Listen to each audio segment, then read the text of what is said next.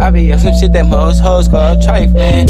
On that other shit, I be on that other shit. You're tuned in to the hottest DJ coalition in the game. You are tuned in, yeah, you are tuned in. Coast to coast, mixtape DJs. Yo, what's up? This is DJ B Casanova on We Keep It Lit Radio. Right now I'm here with a very special guest. This is a rap artist out here in the Bay Area. He's been doing it for a minute, man, but he's coming back in effect. I'm telling you, he's killing the game right now. Check it out for Romenowski right here. Go ahead and introduce yourself. What's going on, people, man? Romenowski, you know, as I'm known as, Nowski McFly, Nowski the Mac, Rome, whatever you know me as out here in the street, man. I've been gone for a minute. I'm back out here on the scene now, you know. Recently just dropped a project, Money, Sex, and Drugs, the mixtape. Got a few more things coming soon. Be looking out for them projects as well, you know. And I'm back working, feeling good about doing what I'm doing. That's what's up. So Nowski, go ahead and tell me, what kind of rapper are you? What kind of artist are you? I like to keep it pretty much on the straight and narrow, on the real, you know, on the real side of things. I'm a realist. I call myself a realist because, you know, I don't fabricate nothing in my raps. I don't do a lot of you know, tough guy talking. You know, it pretty much, I just keep it simple, man. I pretty much tell my story from my side of the fence, where I see things, you know, how I view things, from pretty much where I came up from, you know. It's pretty much Money, Sex, and Drugs explains mostly everything about what I talk about, you know. It's pretty much life, man, as Romenowski sees it through his eyes. That's what's up. So Romenowski, where you from? Go ahead and tell us. I'm from Oakland, California, you know. I got a lot of family all in the Bay, you know. I spread my wings a lot and did a lot of traveling, but pretty much Oakland, California is my stomping grounds, you know. Back and forth from Oakland to the Point. I got family out there in the Point too. Shout out to my family out there in Hunters Point, you know, city situation. But pretty much Oakland's my stomping grounds, man.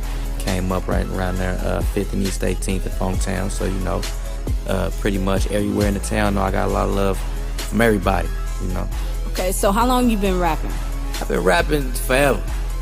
Seriously, until I started taking it seriously, you know, really getting into the lab and really going in the booth and doing my thing around, I say about 18, 19, pretty much a little bit after high school, when, you know, I started really trying to develop my craft and really find myself as an artist. What brought you to that realization where it's like, I'm gonna take this seriously, I'm gonna put my shit on max, push my shit, fuck everybody, I'm pushing my shit?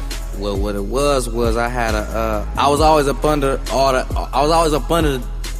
niggas, you know what I'm saying? As far as the niggas, the local niggas of the Bay, them, you know, I was always up under those niggas. I was always in the lab with them cats. I was always just soaking up a lot of game. So I say around 19, maybe 18, 19, really is when I really took it seriously, because I was like up under my cousin, you feel me? And shout out to my cousin Casanova from the Smash unit, you know what I'm saying? Hold your head, man. Free my cousin Casanova. He been down for a while, man. And that's where it all came from. Really, honestly, keep it 100, you know. The Smash unit. It's a long story, but the Smash unit was a lot of my cousins, a lot of my family, you know what I'm saying? I used to soak up a lot of game being up in the lab with them, you know what I mean? And that's when I took it seriously, once I started seeing them niggas selling mixtapes out here in the streets and really getting some money off of selling what you doing. You know what I mean? And it made sense to me, like, okay, I'm making some money off this and my face ain't even on it. I'm pushing a product, just raw pushing a product like, you know, anything else, like selling dope or something. So that's when it really caught my attention, like, okay, I can make my money off of really doing what I love to do. Around 18, 19, I just took it from there and just, you know, been an independent artist, just out here in the streets, just pushing mixtapes, pushing projects, just, you know, shit that my niggas love hearing. That's dope. Okay, so have you ever, like, considered doing something else outside of rapping that had to do with, like, hip-hop? Like, what's the next business move? I mean, I always been the nigga that stood out, like, you know what I mean? I really want to get into acting more, you know, reality shows, all that. I love to do one of these reality shows, you feel me? Or a quick, you know, sitcom or whatever I can get into in that Hollywood, more so on that lane, you know, because I always wanted to take it there with that. I just love being in front of the camera. So what was your first mixtape? What was it called? And if you could go back in time, what would you change about it and how you went about it? My very first mixtape was in 06. Shout out to my nigga DJ Fresh. Hey. You know what I'm saying? That's that he. Me and Fresh, I just heard of Fresh. We never even met. I met Fresh. Shout out to my nigga Jamon Drew. I met Fresh at my nigga Jamon Drew studio, where we all used to be at. You know what I'm saying? Me, Stalin, Beta, all the live wire niggas, like everybody used to be right there in Jamon Drew lab, and all my niggas know what I'm talking about. That's when I met DJ Fresh. You know what I'm saying? Drew vouched for me, along with my cousin 108K. Shout out to 108K. The whole shebang, Mr. Tyler, what's happening? Yeah.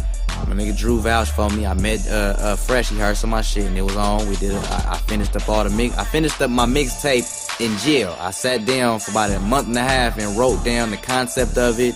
Everybody who I wanted to be, who featured on there. You know what I mean? All my songs. I did all that shit in jail. Came home, knocked that project out in like a week. You know what I'm saying? Fresh mixed it up for me, hosted it, did everything on there for me. It was a dope ass project. I wouldn't change nothing about the project at all. It's a classic. The only thing that I would change is that I didn't push the project. You know what I mean? I was too caught up in everything else, not realizing what I was sitting on and not realizing my talent as far as an artist.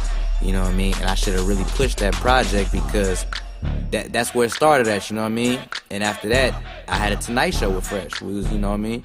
I was working. I just wasn't pushing. You know what I mean? Yeah, I feel it. Not very many of y'all know this, but Romenowski, you know what I'm saying, that's my cousin. And I remember the first time that I met him after coming back from like Texas to Cali.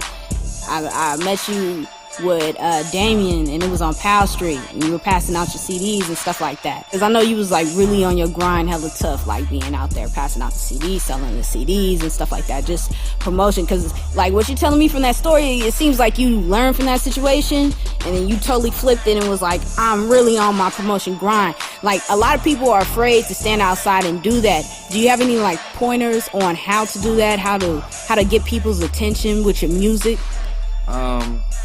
The music comes first. First and foremost, that's what we just go and, you know what I mean, and go to work at. That's, to me, the music is easy. You know what I'm saying? Like, I'm in the streets every day. So when I go do my music, all I'm doing is just giving a testimony of what I'm going through. You feel me? My pain, whatever I'm feeling at that time, partying, bullshit, whatever I'm going through. That's, you know what I'm saying? That's the easy part of it. Now when you get to the streets and you're trying to push yourself, it's just like anything else. You're a brand, you know what I'm saying? You have to look a certain way. You can't just be out there trying to push a CD, sell a CD to somebody and you just, you know what I mean, looking like a bump. You know what I mean? You gotta be looking a certain, you gotta be presentable.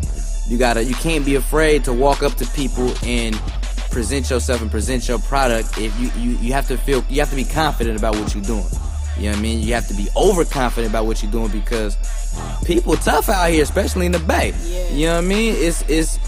It's hard. So you gotta really be cocky, you know what I mean? You gotta have that attitude, and you gotta really, you can't even give a fuck about taking no for an answer because you're gonna get no's. You're gonna get 100 no's, but when you finally get that yes, it's gonna be like, okay, I did something, and it's gonna make you wanna push harder.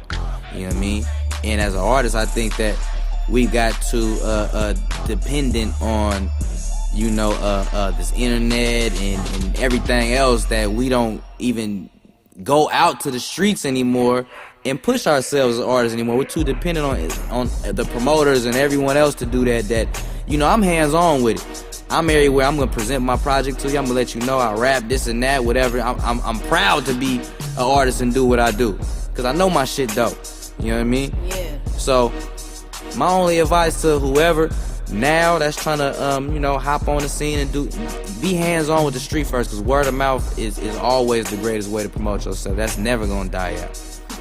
That's dope. That's dope. Now, living out here in the Bay, I know we got like hella, you know, rappers and all that stuff. You know, we got a lot of artists, a lot of people that do art in total different forms and all that shit. Have you ever been approached by an artist that's just like, you know, I heard your music, I want to do a verse with you, like, you know, and this dude coming from nowhere, it's like, you know, like, who the fuck is this? Am I gonna go to your studio and get jumped by some niggas? Like, who the fuck are you? Like, what's the best way for someone to approach you about getting a feature? The best way for a person to approach me, I really like, it's really like based on some, I mean, you know, real recognize real. I mean, for a lot of people I have worked with, you know what I'm saying, or have personal relationships with, it's bigger than just some music shit, man, because like, I gotta feel you out as a person.